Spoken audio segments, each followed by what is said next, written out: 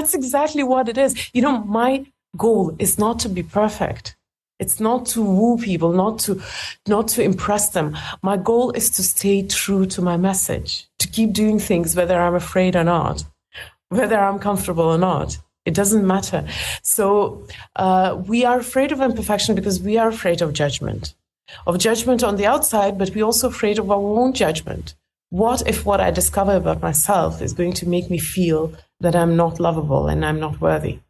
Hey, it's Rocky. Welcome to Richer Soul. Today's guest is Kristina Mand-Lakhiani, who's going to chat about embracing our flaws.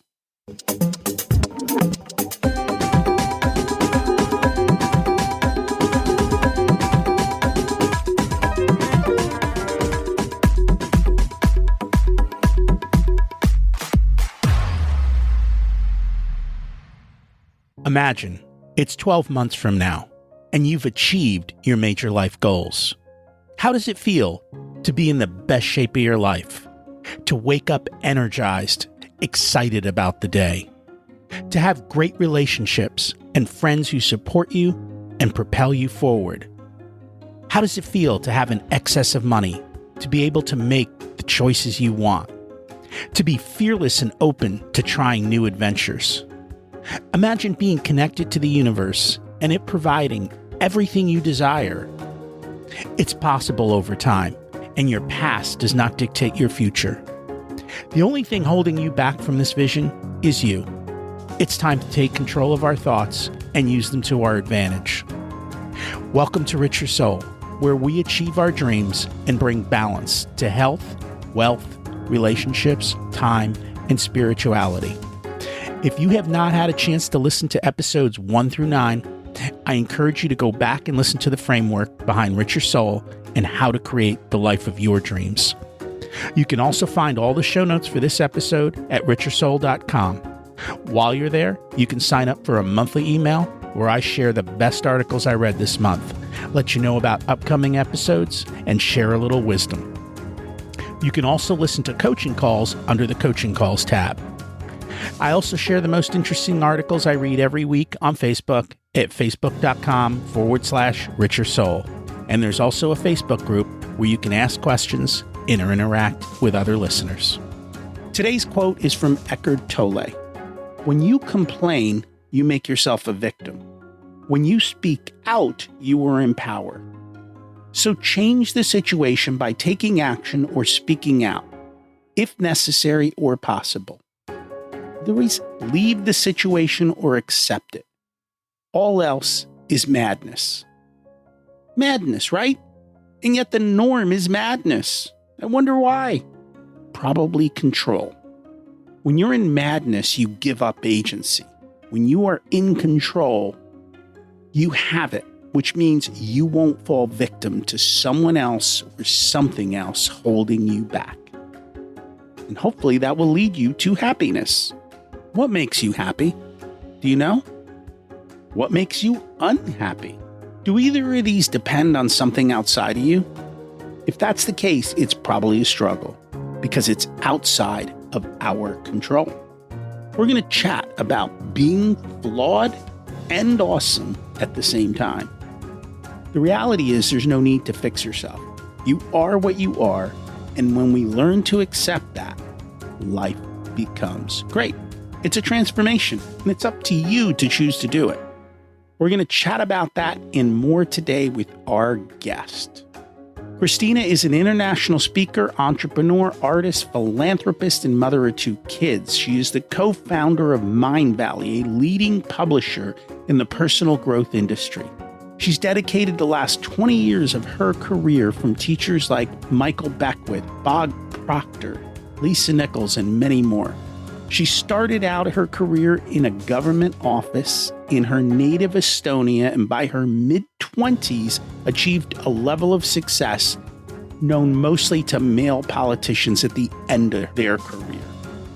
Shortly after that, Kristina and her then husband Vishen started Mindvalley, and they've grown it from a small meditation business operating out of their apartment in New York to a global education company offering top training for peak human performance to hundreds of thousands of students all over the world. Kristina believes life is too important to be taken seriously, and make sure you bring fun into every one of her roles. She helps her students to virtually hack happiness by taking them through her unique framework, Hacking Happiness. It's about balancing your life, taking in every moment, and paying close attention to small daily choices. Let's meet Kristina. Oh, Kristina Mand-Lakhiani, it's great to have you join us today. Thank you so much for having me. It's a pleasure. Pleasure is all mine. I'm excited to learn from you today. Let's start at the beginning. What was it like when you were growing up, and how much did your family and school teach you about money? Well, you see, I was born and I grew up in Soviet Union, and what I knew about money then was that we were hoping to build communism where there wouldn't be any money. So my background is a little confusing for a lot of people in the contemporary society because we live, well, most of us live in capitalist environment. I was brought up in something very, very different. So we didn't have business. It was illegal. We did have money, of course, but it was planned economy. So it wasn't exactly the same relationship with money as everywhere else. So what kind of relationship did you have with money then? As I said, what we were hoping, and I know I was a child, so probably I was naive. I don't think all the grown-ups were so silly. But the idea of communism was to create a society where there was no money, that people would be provided for by the state with everything. So, yeah, it's that was the utopian world that we imagined for ourselves. So money was, sometimes I still joke that I'm like the British Queen, that I live in a world where money is an abstract concept. How did that work out with regards to the whole concept of the state provides everything? Well, it didn't work out for the Soviet Union, obviously. I think its economy didn't last beyond the 92 when it collapsed, 91, sorry. But in my case, I was lucky enough to experience it when I was a teenager. So a lot of the things were easy to reprogram for me. And probably along the way also, I learned to be flexible enough because I had to transform from one system to a completely different system. Soviet Union was like a different planet in a way. So I guess I was lucky that I witnessed the change, because it's not very common to witness such a massive change in the world and not see it as something super dramatic, because we didn't have the revolution was fairly peaceful. We didn't have people killed on the streets or anything like that. So it was a massive change, but it was bloodless. Well, at least in Estonia. Was there a big shock then afterwards? There was a big shock for people who were already grown up. I keep saying grown up. I was 14. I wasn't so small. But I remember Mom, for her, it was hard. And for a lot of people of her generation, it was a really big shock, because the way the economy was built in Soviet Union, it was actually very interlaced. So when it started crumbling, then a lot of the things that otherwise might have survived didn't, because of the way it was built up. So a lot of people lost everything. They lost jobs. They lost their professions, stopped making sense, and it was hard for a lot of people. I can imagine if you grow up in a certain type of way, and then the world changes, it's hard to adapt. And yet, the reality of it is, I think for everybody, the world is constantly changing, and you do have to keep up and adapt to the changes. Probably nowhere near as dramatic and as quick as what they went through. But, if I look back 30 years ago, the internet didn't exist, so to speak, in the sense that we would have never done this 30 years ago. Even a couple of years ago, this wasn't the norm for everybody.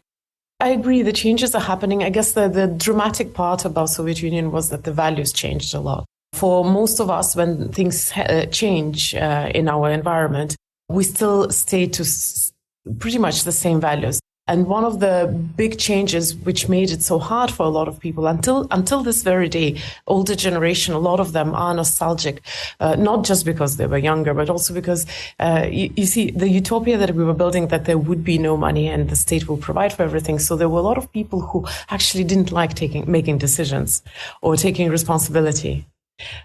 Things were prescribed. You just had to follow the rule book. So that was probably the hardest of them, that you had to actually take responsibility for what's happening for you and with you in your life. I feel like there's a lot of people today growing up in the United States with the same mentality. They don't want to make decisions. They don't want to have to make choices. They just want it all done for them, which is sad because I think you miss out on life. Yeah. Well, the difference is that U.S. is very scared of any kind of socialist structures. In Soviet Union, you had everything was provided for you. You had apartments, you had school, you had medical services. In US, you still have to fend for yourself. Unless you're young and healthy, then maybe you can be a little careless. So people are forced to a degree to take care of themselves. But I agree, there are a lot of people who maybe not in such questions, but in everyday life questions, they roll off the responsibility. They don't want to face that a lot of the things that we have in our life has been maybe subconsciously, but our choice. Interesting. And so how did you get from there to Mindvalley? I got married. Okay. Well, it's probably a broad answer is that I got married. A little more precise answer is that I registered the business, and that's how I ended up in Mindvalley. I started my career in Estonia post-Soviet, of course. So I was working for the government because it was still the transition period. That was the way I imagined I would live the life of my dreams, travel the world and be, set. But then I got married with a guy who was from a different universe, from a different planet. He lived in New York. And I moved to New York, and then I had to rediscover everything and had to start from scratch. So he had a day job, and the guy that I married was Vishen Lakhiani. He had a day job, and on the side he was doing Mindvalley. And because I didn't have a job at that time, I came as a foreigner, and it was not easy to find a job in New York. I found the best thing I could do was to help him with business, and that's how I ended up incorporating the business. But that was a long time ago. And I'm guessing a lot of the listeners might not know Mindvalley. I've been a long-time follower and love a lot of the work that you do there. Can you share a little bit about what it is that Mindvalley does? For me, it has been almost like a lifetime. It's been such a long journey, and it's all most of my productive grown-up years. At this moment, Mindvalley is probably one of the world's biggest platforms for personal growth and transformation education, and we work with some of the best teachers in the world. But since it is a lifetime journey for me, it has evolved from so many things. So it's one of my several non-flesh and blood babies out there. We started with just passion for self-growth and with ideas that we wanted to share, and evolved through marketing, through publishing into becoming an education platform.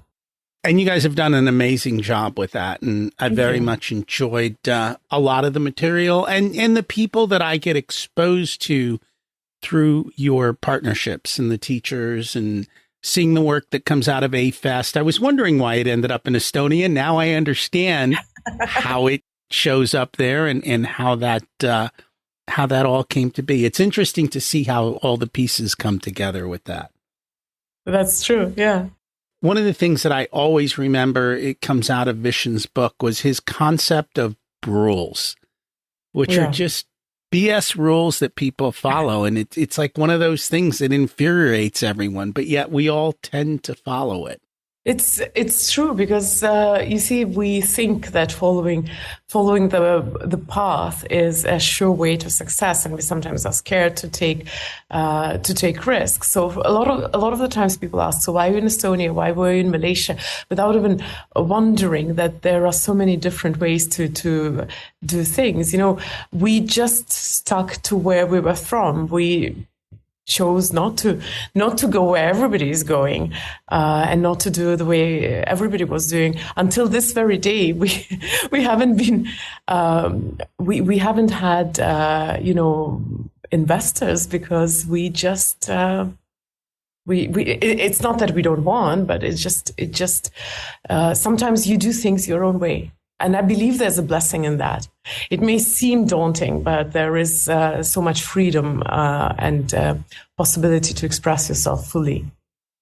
There is. I'm not a big fan of investors because with investors come rules. It's much easier when you get to run your business your way and not have to answer to anyone else. So one of the things I noticed as I was looking through your work is that you say that there's a kind of darker, controversial side to personal growth. What is that all about? Well, I think this position comes from the fact that I have been in this industry for 20 years, and considering that Mindvalley is one of the bigger players in the industry, I do take personal responsibility for certain things that are happening in it, and it's an interesting. I don't want to take this conversation lightly because it wouldn't be very fair. But like with any creed, when you go very deep into it, you start seeing the limitations of it. So personal growth also has limitations, which we don't talk about very often, because for a lot of people, it is an accomplishment to actually start thinking in the way that I can.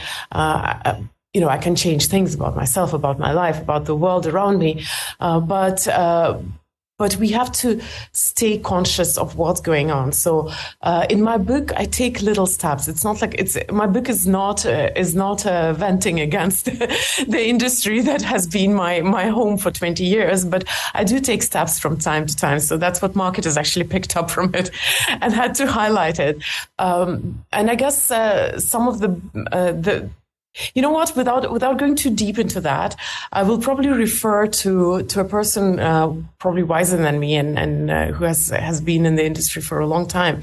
Wellwood, he came up with the term spiritual bypassing. That's one of the examples of the limitations of our industry, where we get so enamored by the ideas that we sometimes start running away from problems into the solutions which should be solving the problems. So, yeah, that's in broad terms without going too deep into this conversation. So let's talk about your journey, right? Yeah. Around 40, you kind of had a little bit of some ahas that came around that you started to question life. I believe I must have been questioning it all along. Otherwise, I wouldn't have found the courage to start questioning it at 40. It was more like being confused. Because as I said, having been born in the Soviet Union, it's a very prescriptive environment. I have been a perfectionist and an ambitious, good girl all my life. A lot of people in our industry are like that. People who want to be good and become better and do good. So I thought I was following life or the tutorial that was given to us to life to the dot, doing the right things, checking the right boxes and going for success. And by the age of 40, I had built a life which I could be proud of. I still have business, family, children, travel the world, all those things that we usually present as accomplishments. And with that, I felt that I was lost and something was wrong and I wasn't truly happy. And that was half the problem, because the real problem was that I was feeling really bad for not feeling happy, having accomplished everything that I had set to accomplish. So that was the confusion that actually started my journey back to myself. I try to understand what's going on. Why is it that I don't feel happy? And why is it that I feel so bad about whatever I feel? And yeah, that was the beginning. Ahas have always been there through the whole journey. I mean, we always discover new things. We are not always conscious that we do that. It's kind of like peeling an onion, right? You Yes. just little by little, you get to the next layer, and then the next layer, and the next layer, and you keep thinking. And then comes the layer when you are teary and crying. That's why the onion is the perfect metaphor, right? Yes. So let's chat a little bit about your book. What inspired you to write the book, Becoming Flawesome, Notes on What It Takes to Live Authentically? Well, there have been a lot of things that pushed me towards that. I think we always have so many different factors that influence us. We are not always conscious of them. So one of them definitely was the journey itself. And you know how if you're in a certain environment, there are things which are given, no matter which environment it is. So if you're in business, there are things which are given. If you're in education, there are things which are given. So if everybody in your life has written a book, then you don't even question that you will write a book. So I guess I never questioned that I will write a book. But I was not ready for a long time. And it was the fact that my message had matured and I had to express it. That's why I sat down and finally did what I knew I would do sooner or later. It's sorry for a little funny analogy, but it's when a woman is pregnant, when the time comes, she can't hold the baby and it will have to come out. So that's what happened with the book. And another factor which helped along was the COVID confinements. I had so much time to spend with myself that it just had to happen. Everything happened at the same time. COVID had positives and negatives, and there were a lot of positives. One of it, I think a lot of people got to rethink life because they were no longer in the rat race of commuting to and from work. They had more time at home, and they realized that life could be different. Yeah. Right. And so you begin to question everything at that point. Definitely, it made a lot of people existentialist. That's for sure. And I think we were so fascinated by the idea, when is the life going back to normal? But that's the nature of changes, that when something happens, it's never quite the same. It's different. And usually it is better. Usually. The new normal. So what does Flawesome mean? Flawesome means that we're imperfect. That's our nature. And that's what makes us valuable and beautiful and strong. Our imperfections. Very often, and that's another, dark aspect of personal growth. We are obsessed with some better version of ourselves, or what I like to call perfectionism. The picture of perfection. I want to be the best version of myself. We're so obsessed with that we start neglecting certain natural aspects of ourselves. And I actually believe that this obsession with perfectionist creates the dark side that we later have to heal and sort out. So being flawesome means recognizing your imperfections and actually thriving in them. And that's not what people want to do, right? Nobody wants to look at their imperfections. I'm perfect. There's no imperfection here, right? They just never tried. How can you not like something if you haven't tried it? The thing is that we don't. We are taught, and actually my industry had contributed to that you have to get fixed. Something is wrong with you. Get better, get faster, get more productive, get smarter, get everything. You have to be something else. We are told that what we are is not good enough. And that's why it's so scary to even admit that maybe I'm not perfect. We are afraid on so many levels. One of the reasons is that we are afraid to show imperfection. We're afraid to show imperfection because we think people are going to judge us, or they will tell us that, oh, I just released a trailer for my book, which has a blooper, and people told me that I can't do that. I'm a not famous person. People will think I'm unprofessional. And I said, but I can't. I mean, I write a book about imperfection. Of course, I'm going to be loyal to the blooper in my trailer. That's exactly what it is. My goal is not to be perfect. It's not to woo people, not to impress them. My goal is to stay true to my message, to keep doing things whether I'm afraid or not, whether I'm comfortable or not. It doesn't matter. So we are afraid of imperfection because we are afraid of judgment on the outside, but we're also afraid of our own judgment. What if what I discover about myself is going to make me feel that I'm not lovable and I'm not worthy?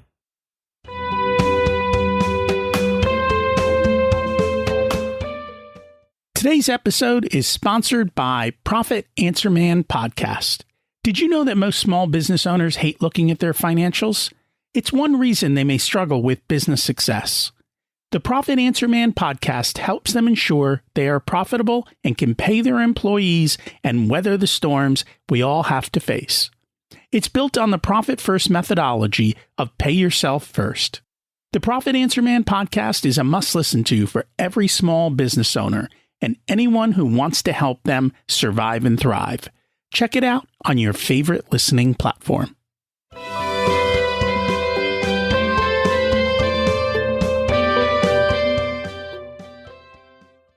And I think that's what it always comes down to. And in one of your guests, it was Marissa Peer, made that crystal clear in talking about that. And I think listening to her, it became so understandable and relatable. She put it in such simple language that made it easy.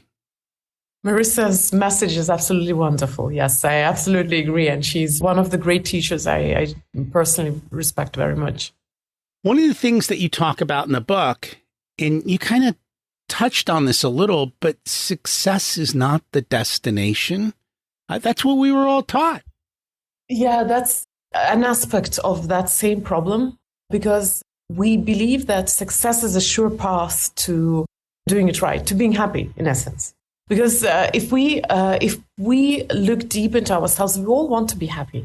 If not for ourselves, we want our loved ones to be happy. I know happiness is not a sexy topic. It's not a very marketable topic. But in essence, if you keep asking the questions, we come down to one simple thing. I want to be happy. And I want the people that I love to be happy. While happiness is definitely important, even though we don't like to admit that it is important, we don't understand it. We don't understand it because we don't talk about it enough. We don't prioritize it enough. In fact, contemporary society tells you don't pursue happiness because you won't achieve it. Whereas this is the contradiction to any rule in personal growth and transformation. If you want to achieve anything in life, you have to work on it. Health, relationships, beautiful body, you have to work on this. Money, business. Yet happiness is the one topic that we shun and we misunderstand. So because we don't understand it, any science starts with definitions. If we don't understand it, then obviously how are we to work on that? Now, success is a different thing. And granted that every society has their own definition of success, but generally, if you live in a certain society, you know what success looks like. And I'm not talking about this stretched definition of success where you try to stick everything in it. And I've heard it so many times, people will say, but if I'm not happy, it's not true success. Yes, but that's not the definition of success by the society. Society defines success the way I was just talking a while ago. I had business, I have a family, I was traveling the world, everything which is external. You have financial success. So we understand success. It's tangible. It's practical. So for all the good girls and good boys out there, ambitious people, it is an easier choice. I'm going for something which I understand. I can put more work into it. I can hustle for success. I can put extra effort, and then I will definitely reach it. But the mistake that we all make is that success doesn't bring happiness. And it's such a simple thing, yet we still go down that path because we don't like gamble. I'd rather go for success than go for happiness, because I do not know if happiness is going to make me successful, but success is surely going to make me happy. Well, research shows that that's not the truth. You don't need research, actually. Look at all the famous people, successful people, rich people who are either unhealthy or have horrible relationships or, well, killed themselves. Success doesn't bring happiness. You don't need research for that. It doesn't. Research, the only correlation that research has found between success and happiness is that if you are in a state of happiness, you're much more likely going to achieve success. And this is the one big mistake that a lot of us do. And, you know, I like talking about success. And one of the comments that I hear a lot, happiness and self-love and all those fluffy topics, all those soft skills, which are almost impossible to master. One of the comments that I hear is, but I don't have time for that. I have business to run. You know, economic crisis is looming. My teenage children don't listen to me. We think these problems are primary without realizing that these problems shrink and sometimes become non-existent once you're in a good place personally. You have to build your own foundation. Yeah. It's just like a house. You don't build it on a foundation, it's not going to stay. The same thing happens for yourself. And I guess this relates to what my next question was, is you talk about finding your own truth. And I guess that's really where happiness comes from, because otherwise you're chasing someone else's, I'll call it truth, of what success is, but you're not doing what you wanted. Yeah, I agree that if you follow someone else's truth, you might reach success, you might not. There's no guarantee of happiness. But one thing for sure, if you follow your own truth, at least you will enjoy the journey. And your odds at being successful are the same, exactly the same. There's another quote in the book that I found interesting. You say the only person whose rejection you have to fear is your own. As long as you can accept yourself, the world has no choice but to accept you as well. And if it doesn't, you won't give a damn anyway. Yes. Yeah, that's true. It's, you know, to open this up, we'll have to go a little deeper because it's a somewhat different topic already. It's about the perception that you, well, create in a world of yourself, where it comes from and how it's being shaped. But on a very simple level, yeah, if you know, I don't remember exactly who the wonderful woman had said that before me. I'll have to check the name. But she said, you know, whatever I accept about myself, you can't use against me. And that's actually, that gives you so much power. That's why I said, you know, people are afraid of accepting or looking at their imperfections because they haven't tried. Once you try, you realize this is so liberating and so empowering, because you stop fighting your dragon. You, rather than trying to eradicate something which is, you know, you can't eradicate a part of you. You just accept that and you say, okay, this is what I am. How can I turn it into my blessing rather than let it be my curse? And that's why that saying actually is based on a very profound idea that your relationship with the world is a reflection of your relationship with yourself. The more accepting and at peace you are with yourself, the easier it is to be at peace with the world. The kinder you are to yourself, the easier it is to be kind to the world. The more you know, tolerating of your quirks you are, the more tolerating you will be of the quirks of other people. So that's why I say that you really are your first and your last critic. The way you take yourself, that's how you will teach the world to take you. So how do you accept yourself? I mean, it sounds so simple, and yet I have a feeling most of the world struggles with this. It is simple. I'd like to quote my dear friend Dina, who says, life is simple and deep, but we make it shallow and complicated. And it is simple. The thing is that it's the paradigm in which we exist, the world in which we exist, which is a little bit too shallow, I guess. We don't like going into the essence of things. We prefer simple solutions. Give me the recipe, give me the to-do list, the not to-do list, and then I'll follow these things. Rather than understanding the essence of the matter, we prefer simple solutions, and that's why it seems like a hard thing to do. But actually, any transformation is a decision. The question is, are you ready to make a decision? Very often we're not. Very often the whole journey of transformation is this path to the moment when you're finally ready to say, okay, that I'm making this change now. And there is no way to speed it up. you have to get to that point. So with self-love and self-acceptance, it is very similar. The shift itself is quick. It's like skydiving, you make one step and then you're flying.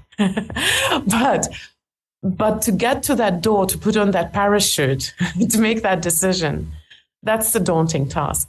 So of course, we don't have enough time to go deep into how do you accept yourself. But one thing that I can suggest is replace judgment with curiosity. Replace judgment with kindness. Take yourself with some level of kindness rather than criticism. And a lot of things will start changing. And well, another way I can suggest is get the book and hopefully you'll be on the path to loving yourself. There is always that. You kind of mentioned this. Why everyone seems to want recipes and prescriptions in life. They want a pill. They want the easy way out. But none of those things do anything to fix. If anything, they cover the symptoms. And what works for somebody else is wonderful for their life, but it doesn't necessarily work for your life. Why are we always stuck on wanting these easy ways, I guess, and it's not even the easy way out because it's not a real solution. Well, you touched upon so many very important things. First of all, there are no absolutes in life. And this is another dark side of personal growth and transformation. It's not so dark, actually. It's just a thing we don't like to face, that there are no one-size-fits-all solutions. What works for you right now probably was completely relevant to you 5 years from ago and will probably be absolutely unimportant 5 years from now. So there are no recipes. Life is a dance. It's not a military march in which you learn the step and then you keep moving. You actually have to listen to the music, feel your partner, see the environment, and then you get to dance. And because of that, nobody can give you solutions. Nobody can give you answers. You know how many times people would come up to me and ask, I don't know what to do. So here's my situation. Tell me. The thing is that, if you have the question, probably you have the answer. The problem is that you don't trust yourself. We're coming full circle back to what we started from. It is a little bit like it was in Soviet society. We prefer that somebody prescribes it to us, that somebody gives me permission, that somebody tells me this is the right solution. That's why we go for success over happiness, because somebody has told you this is the path, this is the way, go this way. And happiness seems like, oh, but that's me taking the risk. Nobody around me has done that.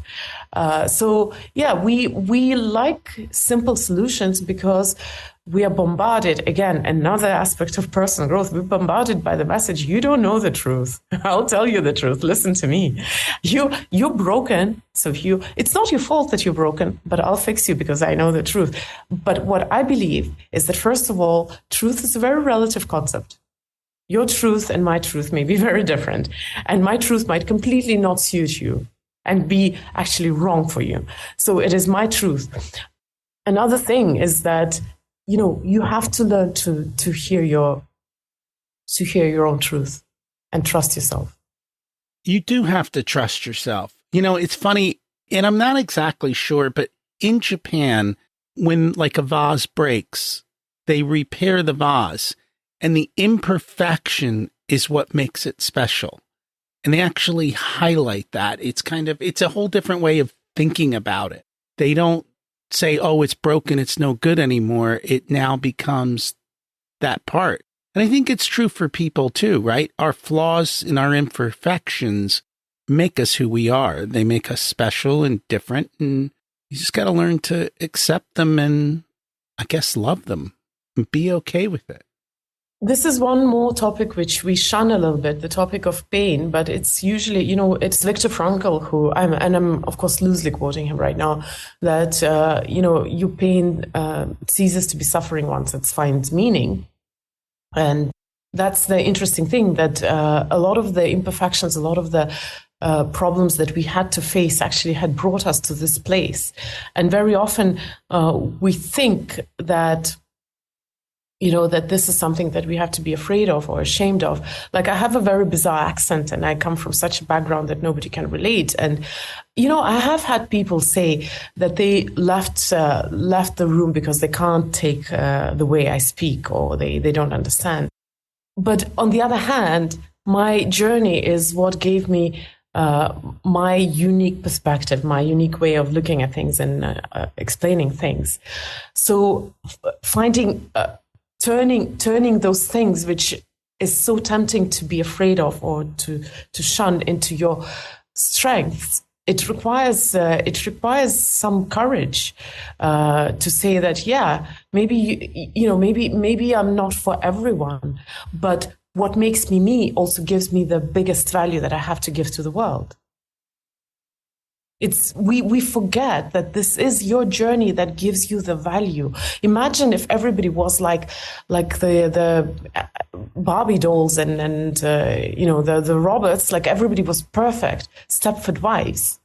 It would be a scary society of clones and drones and whatnot.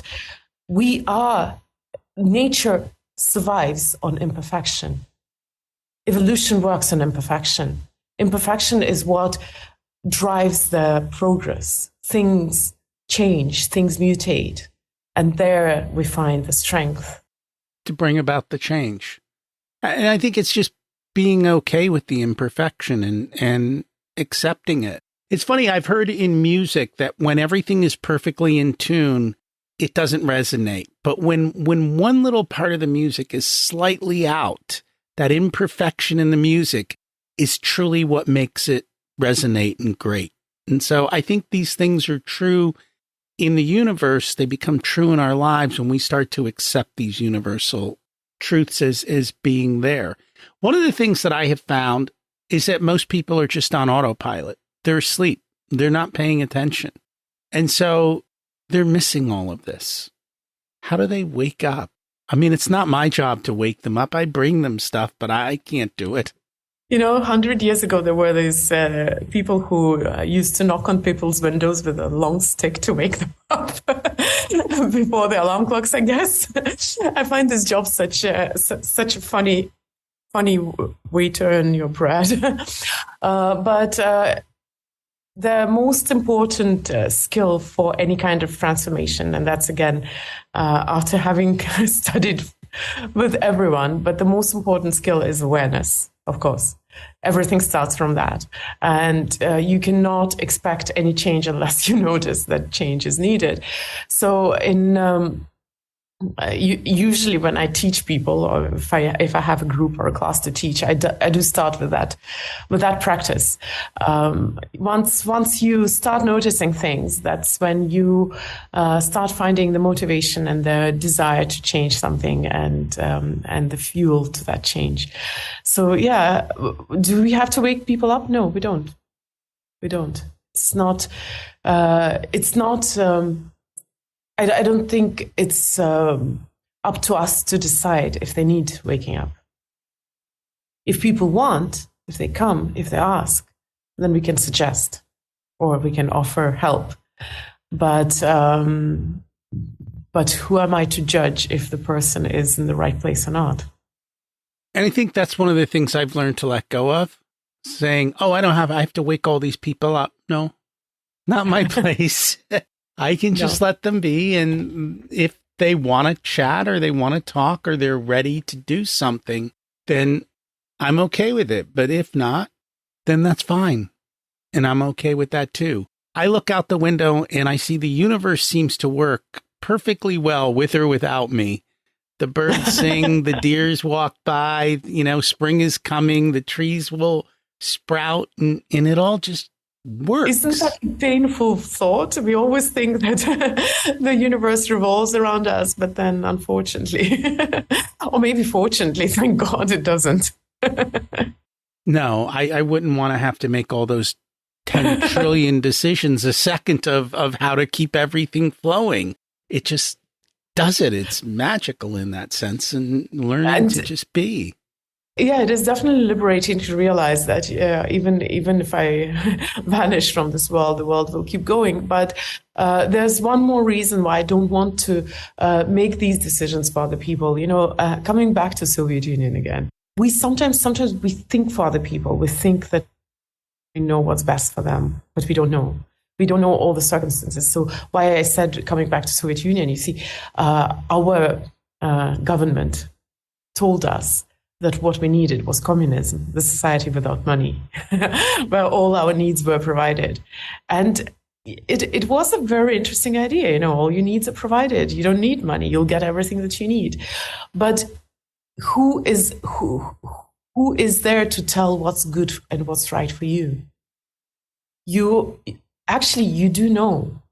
You know it deep inside. Sometimes we don't want to. We don't dare to make a decision, but we know. We always know. It's another weird paradigm that we have in the contemporary society, that people are silly and lazy and they don't know. No, that's not true.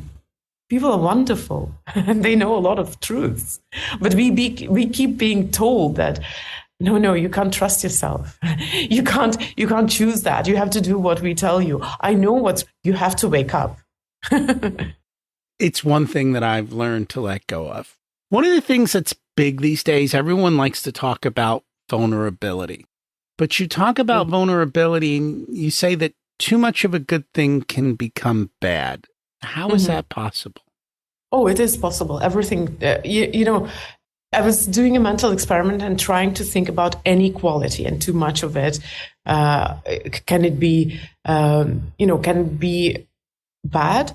And literally anything that you take, if you take it to the extreme, can be bad. Even if we take something as beautiful as love, too much love can turn into obsession, can turn into burden for the person that you love. Too much honesty can become mean, can become cruel. Too much vulnerability is not vulnerability. It's actually Brené Brown's quote. And of course, she has her context around this.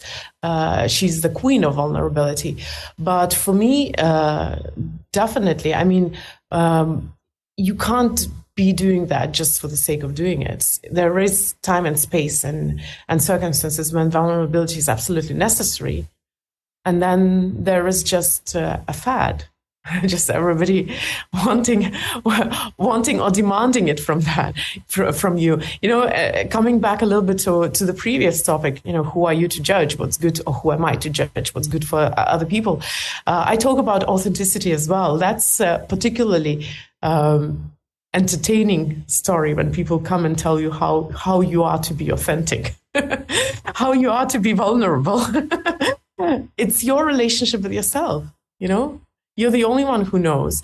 So when it comes to vulnerability, I think, while it is a good thing, we also should stop terrorizing people with that. The same way, like we should stop terrorizing them with waking up.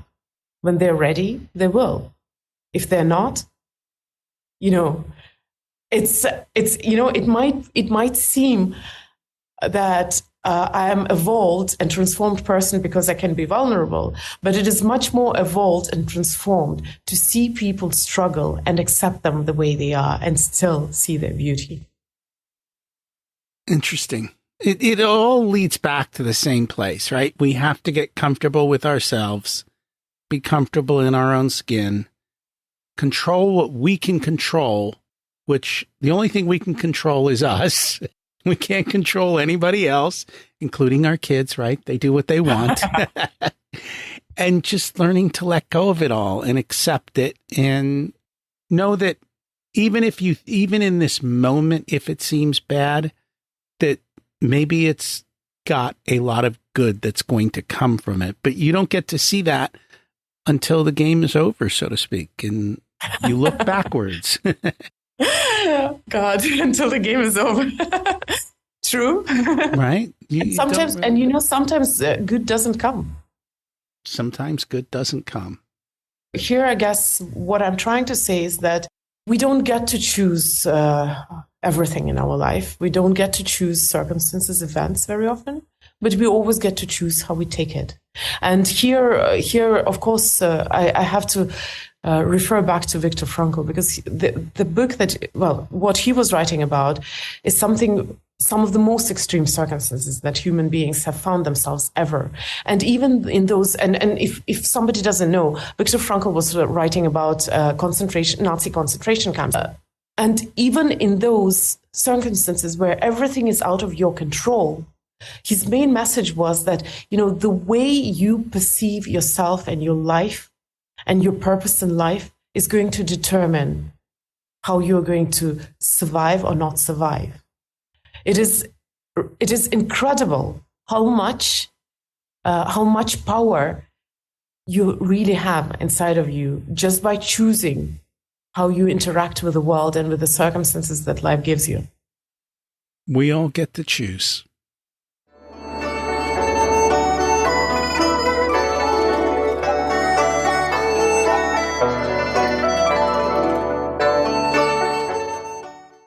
It's time to learn the secrets of life. What's your secret to living an abundant life? It doesn't have to be a very quick question answer. Maybe I'm a little careless about money, and I'll take abundance as money right now on purpose.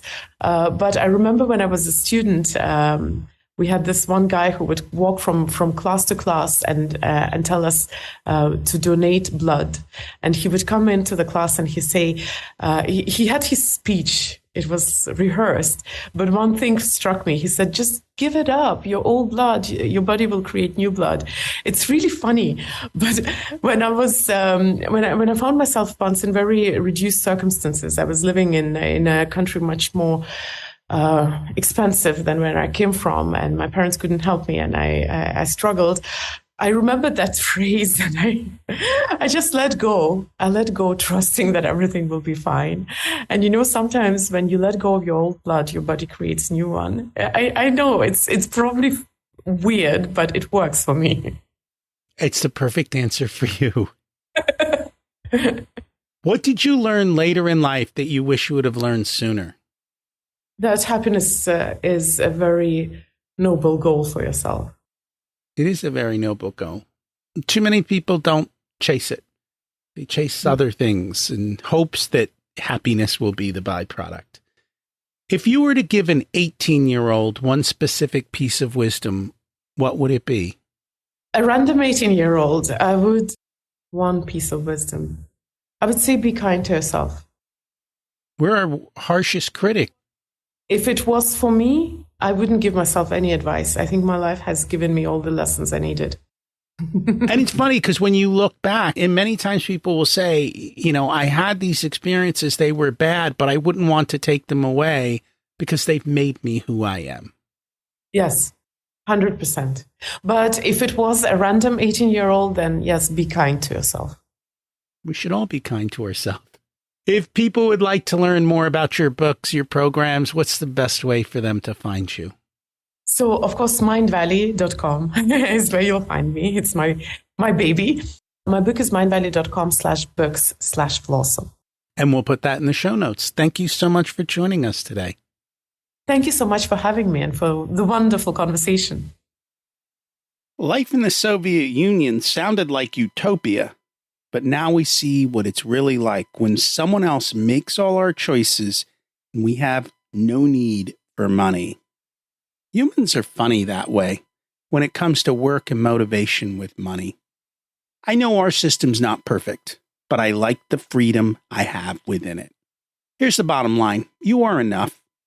We've spoken about this in the past. We're not perfect, and that's okay. Replacing judgment with curiosity and kindness is the path forward. Learning to be comfortable with who we are and being okay with that is powerful.